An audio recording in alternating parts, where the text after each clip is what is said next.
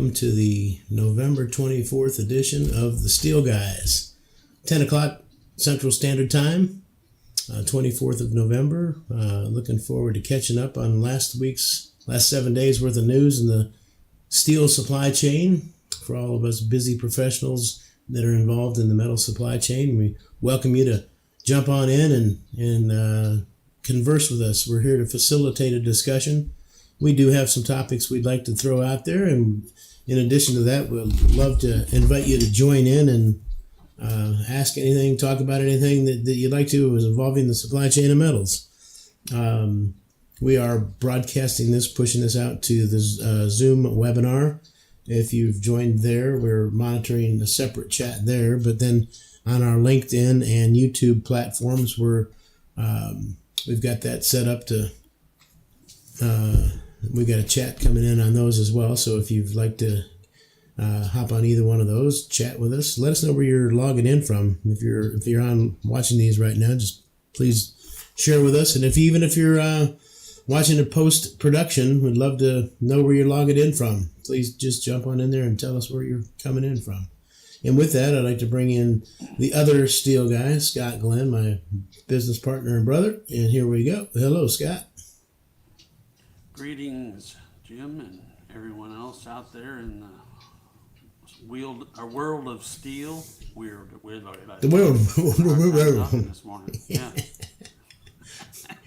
Get that more world. Well, good morning. Yeah. Maybe I need to wake up a little bit more. Yeah, some coffee. How you doing? So far, so good. It's Thanksgiving week here, so kind of a shortened week from a work week perspective. A little bit of travel, a little bit of fun. Whole lot to be thankful for, that's for sure. Amen to that. Amen to that. So let's see, what do we got going here? I'll kind of get started here by throwing out let me just make sure I got this stuff. Okay, so everybody's chiming in from around the world. So anyway, in the past 7 days, from the 17th to the 24th, the metal supply chain has been dominated by U.S. efforts to diversify critical minerals, I don't know why I keep saying that, away from China. Ongoing copper supply tightness amid price volatility and a broader sustainability pushes in recycling and processing. Also involved there are some geopolitical maneuvers that we'll discuss. Industrial demands had surges a little bit in some markets, and market reforms continue to influence the flows and pricing of metals throughout the world. This is not a regional or a local commentary. It's more of a global facilitation. So, again, markets, each sector, sometimes automotive or housing might not be the same. So one's up, one's down. Both are up, good. Yeah. Both are down, maybe not. Well, and I'd also like to reiterate something too, Jim. As you stated earlier, these are subjects that, we're going to bring to the table, but if anybody out there has any input on these subjects or has anything else that they'd like to talk about or communicate on, we, as you stated, we're facilitating the conversation. So feel free to hop in and bring any questions or comments to the table. We'd love to hear from you. Once again, they're both set up in our chats on the Zoom and the YouTube and LinkedIn channels, all piped in here. So drop a question in there, and we'll get to it either immediately if it's relevant to the topic we're talking at that time, or maybe get in it, in a couple minutes after that. So either way, please just put it in the chat, and we'll get to it. So another thing for the summary, kind of underscoring the U.S.-China strategic interdependence in the rare earths, with diversification deals providing breathing room amid processing choke points, which we've talked about in the past couple of weeks here. Copper's rallying persists despite Chinese demand softness, propped up by global disruptions amid policy boosts, while lithium and aluminum face tightening amid recycling surges. Well, that's interesting. Aluminum and lithium are recycling, so we're finally getting to a point where the batteries are giving up and we need to recycle more of it. No, which is good. Sustainability, I like that. And then broader volatility from tariffs. Again, the volatility still exists from the tariffs. Still not quite sure on all that stuff. There's uncertainty from that. It seems like we get a little... The T word. Yeah, if we reference the T word from now on, it's tariff. Yeah. The old, what is that? One TARIFF. All right, 6-letter word. All right, not a 4-letter word, but a 6-letter word. Yeah. So also from this volatility is being created by ESG standards. I was kind of hoping those things would kind of taper off a little bit, but they're still influencing. I guess there's some policies put in place over the years that having trouble rescinding. And then the physical hoarding points to a geo-economic pivot. So people are hoarding in some cases, which of course, that's inventory buildups, but they're not reselling, so there's not as much supply out there, which causes what? Price increases. A geo-economic pivot. Okay. Physical hoarding points to. I love that. It points to. Which direction? Okay. And forecasts of a 9 to 40% rises in 2026, urging. I don't want. Again, are they talking about lithium and aluminum there? Because it's not. We sometimes I have a tendency to anyway focus anytime I'm reading about steel business, it's in the stainless or carbon flat rolled side. It's not the copper electrodes and the lithium for batteries. Right. Right. Nickel. And last week that 9 to 40% thing was talking about 25. That must have been a typo last week when we were talking about. Yeah, because we were kind of like at the end of 25. How could that be? Right. As I was like, whoa, that's a pretty big spike at the end of the year here, which typically doesn't happen. So now they're saying 2026. So, and again, what elements or rare earth elements are they talking about there? I don't know.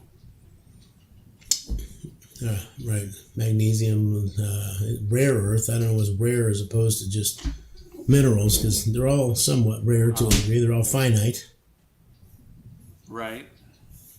But again, rarity is a different thing. I guess that's like diamonds. You don't find them everywhere.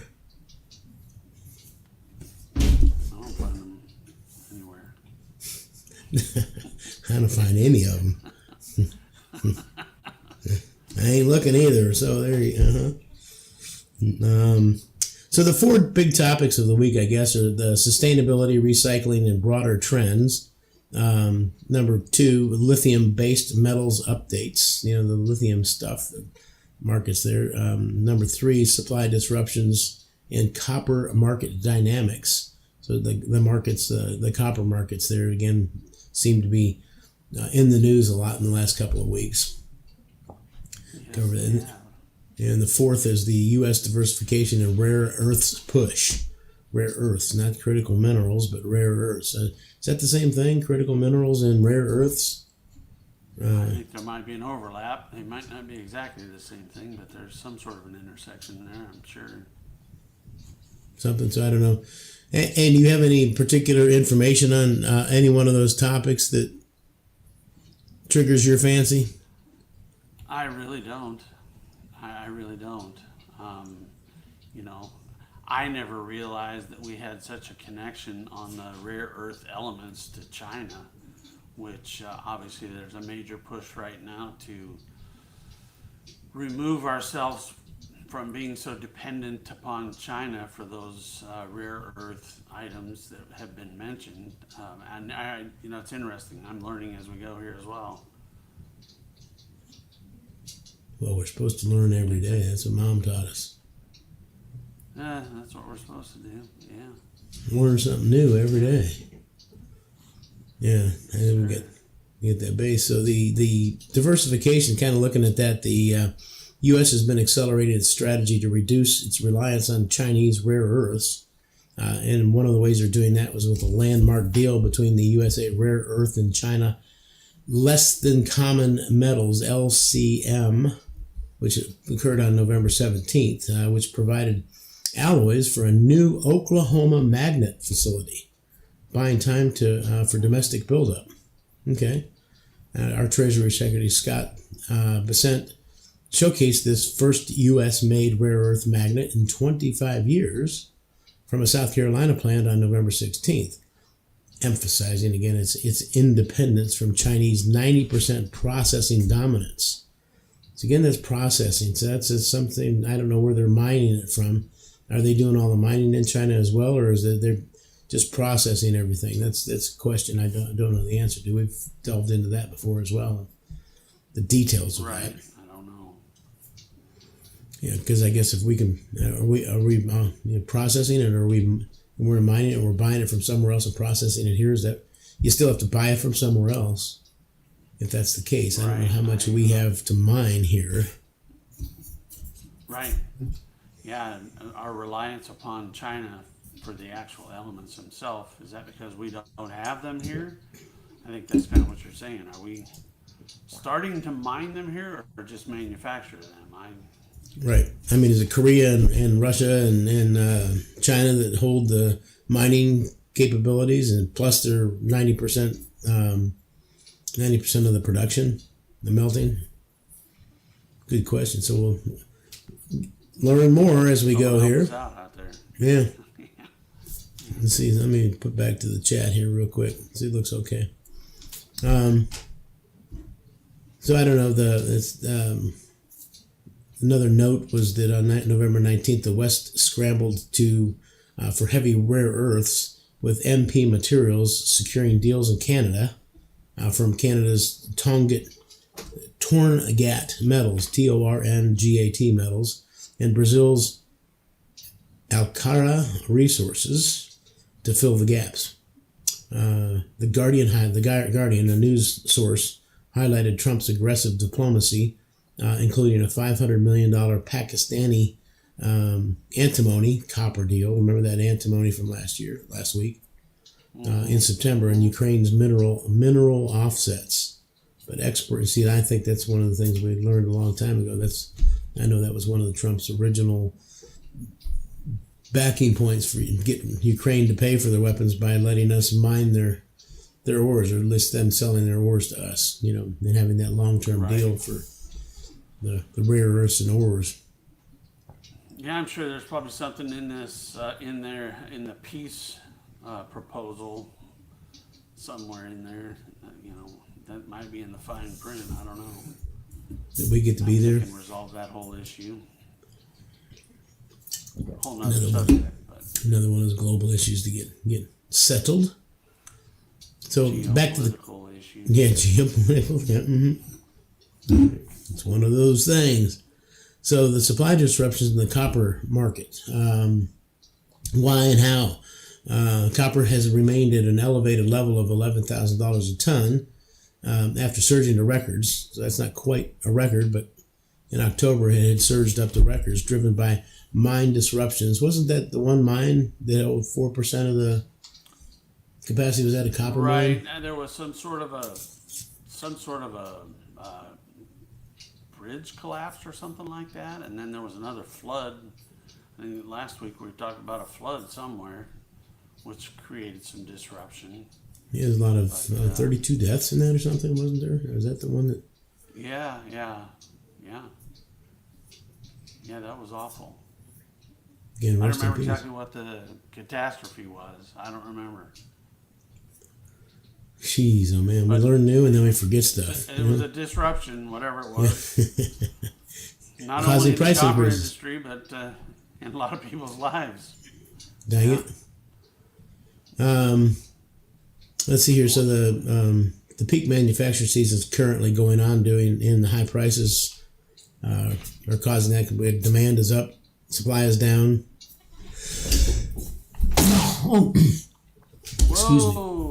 Excuse me, please. Explosion there. Bless Yeah. you. Wow. Yeah, try it. That one just came on. There was no stopping that one. No, it just happened. Mm-hmm. Sorry about that. Hope nobody was sitting next to you over there. No, it's quiet. Let's see here. So the mine growth went down 1.4%, exasperating the projected shift to deficits in 2026. So we're going to start going. The deficits are going to start even. See, this is where I just don't know. If you want that pricing increase to stop, have me buy some copper. let me buy a short on Yeah, there. Let me buy. yeah. I'm going to go long on copper, and the prices are going to decrease. Yes.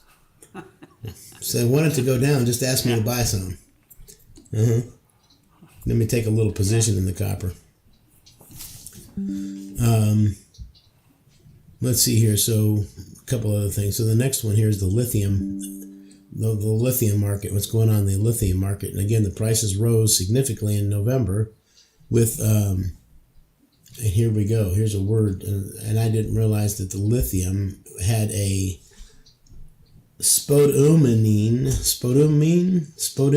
concentrate was priced at $1,089 a ton, and that's again driven by the EV and storage demand. The battery storage, and some miners are reporting strong Q3 results in new supply chain investments, where the Shanghai Metals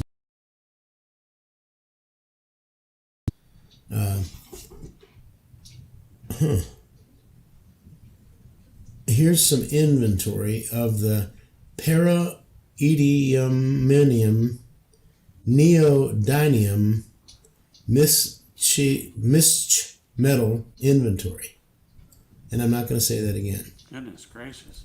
That's a mouthful there. I didn't realize there was that stuff that was Never in even the heard lithium. any of it. But it did show that the inventory to production ratio was up 78% month over month. Why, that's a real good thing there. I guess again, while the U.S. germanium zirconium oxide, I didn't realize it was a blend of germanium and zirconium, and it became an oxide, that imports surged 195% year over year in July, while the aluminum scrap emerged as a new battlefront in critical minerals competition, with the Western allies forging new battlefronts in critical minerals competition. And again, forging defenses against the Chinese steel, which Reuters reported on November 21st. The SMM launched some aluminum P1020A, 1020A premiums for Japan on November 17th to benchmark Asian pricing amid tariff uncertainties. And there was an ex-user that reported rising LME aluminum zinc warrant cancellations on November 20th, signaling some tighter supplies. So that's why that market's floating around there and hitting new highs. Okay. We're going to have to remember that palladium, podium, and Learning more stuff. Yeah, out there and hitting the market. So sustainability and recycling within broader trends of that stuff. The final point here. Some people released some standards for recycling content, which the diversity supply chains, in order to build some resilient metals infrastructure while addressing some vulnerabilities in mining to recycling life cycles. The global market in recycling is projected to hit $92.2 billion. The global recycling market, I wonder if that's just the aluminum itself, by 2031, fueled by circular economic and green steel. A couple of advanced metals recyclers reported some 100,000 ton needs for copper in fiscal year 2024 passed, boosting Japan's ratio to 24.6%. Another forecast sees the recovery recycling at 957 billion by, that's a big difference. 92.2 billion by 2031. Another one, 957 billion by 2035. That's and then quite China's a difference. Yeah, it was big growth in that 4-year period there, isn't it? 10 times growth. It's a pretty good growth in that, and that recycle to diversity. And I wonder, is that the recycling, just the recycling itself? I don't know what the markets are for the raw prime material, the original base stuff, the production side of things, as opposed to recycled metals, Yeah. Specific elements like you're mentioning there. I don't know. Yeah, so November 25th, November 2025 aims to enhance transparency per discussions that were held in Indonesia's gold export restrictions, which sparked some metal wars, which concerned some people, which would start to fray the supply chains. And then the Shanghai. That was on gold? That was on gold, I'm sorry. We're still in the sustainability I thought it was Indonesia's gold. Their platinum palladium futures. Oh, I thought it was export of gold. No, gold export restrictions. Okay, yeah. Okay, the Indonesia's gold export. Right. Is Indonesia that big of a player in the gold market? I suppose so. It's caused some concerns. Some people are concerned. So then it references right after that the Shanghai Metals Expo on November 24th and 5th. It focuses on the ESG and supply chain restructuring. So that's coming up. A little discussion on that materials and stuff. Little stuff. So with that, the summary here for today is the metal supply chain from the last week or so underscored the U.S.'s China's strategic interdependence in the rare earths and diversification deals, providing breathing room amid processing choke points. So we've got some new supply coming into the market, which is going to cause some of those bottlenecks to get clogged down or not get clogged, or maybe start clogging them up with some supply. Copper's rally persists despite Chinese demand softness, propped up by global disruptions and policy boosts, while lithium and aluminum face tightening amid the recycling craze as it surges. And then we also saw some broader volatility from the T word and some ESG standards and physical hoarding. Again, because of some geopolitical pivots, with the forecasts of 9 to 40% price rises in 2026, urging faster permitting, recycling, and allied sourcing to mitigate deficits. And that's the summary of today's news. Today's the last week's worth of news here in the metal supply chain. And with that, and kind of a whole lot of stuff there. Whole lot. Yes, it's been another good week. I don't know what kind of news we're going to see in the next week or so with the Thanksgiving holidays. Probably come back next week. We do have it scheduled for Wednesday of next week, the 4th of December. Yes, it will be December already. 10 a.m. Central Time. And we've got an update here for our A312 pipe mill that's out and available. If you'd like a copy of that, send us a quick email to either Scott or I, Scott Glenn, or Jim Glenn at steelrep.com. 2 N's on the Glenn. And we'd be happy to add you to the list and get it out. It's going to go out probably tomorrow, I think, around in the morning sometime. Our progress update on our A312 pipe mill in the Dominican Republic. And we'd love to, if you've got any input on marketing information on the at least the eastern half of the United States. We'd love it on the entire United States, but at least the eastern half. Focus on the Gulf Coast and the eastern half of the United States. It's being that it's on that side of it's not the Asian side of the markets coming in from California markets. So again, the purpose of that's going to be it's really close, about a 2-week or less shipping time.